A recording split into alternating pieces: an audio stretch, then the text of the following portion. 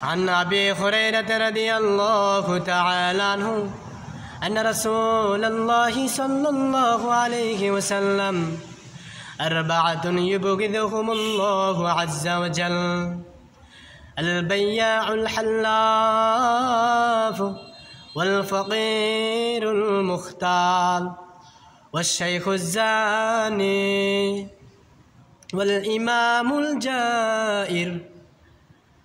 হযরত আবু হুরায়রা রাদিয়াল্লাহু তাআলা আনহু হতে বর্ণিত, রাসূল সাল্লাল্লাহু আলাইহি ওয়াসাল্লাম বলেছেন, চার ধরনের লোক এমন রয়েছেন যে আল্লাহ তাআলা তাদের উপর রাগান্বিত রয়েছেন।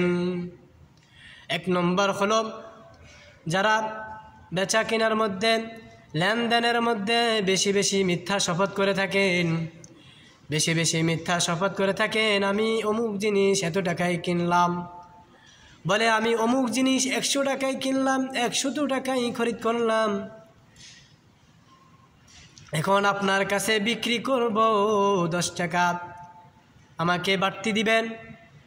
অথচ পর্যবেক্ষণ এবং যাচাই বাছাই করার পরে জানা যায় ওই জিনিসটা সেই 50 টাকা দিয়ে খরিদ করেছে। এভাবে মিথ্যা শপথ করে থাকে।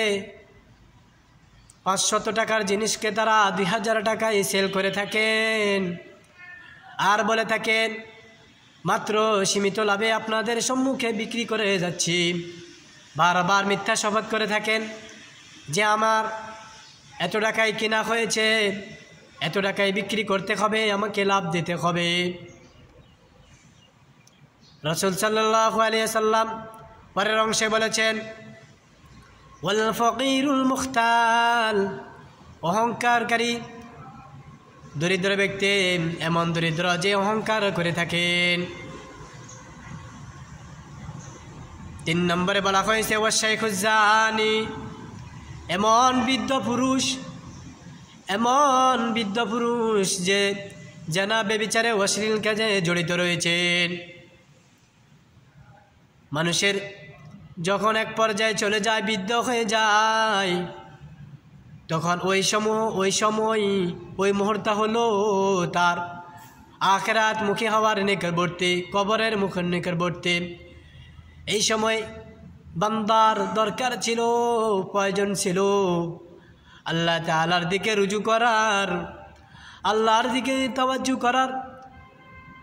ছোটবেলা থেকে শুরু করিয়া যৌবনকাল পর্যন্ত যত গুনাহ করেছে সেগুলোর জন্য আল্লাহ তাআলার দরবারে তওবা করা। 4 নম্বরে বলা হয়েছে ওয়াল ইমামুল জায়ের, এমন শাসক যে প্রজাদের প্রতি জুলুম করে থাকেন, জালেম বাদশাহ, জালেম নেতা, জালেম বাদশাহ।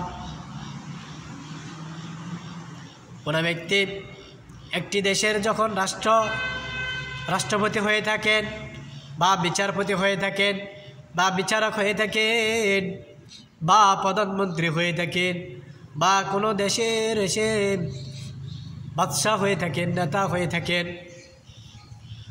তখন সে যদি প্রজাদের উপরে এভাবে জুলুম করে থাকেন, প্রজাদের ন্যায্য তাদের নিকটে বুঝিয়ে না দিয়ে থাকেন, এবং অফিস আদালতের মধ্যে জুলুম করে থাকেন, রাস্তার টেন্ডার বাজির মধ্যে 2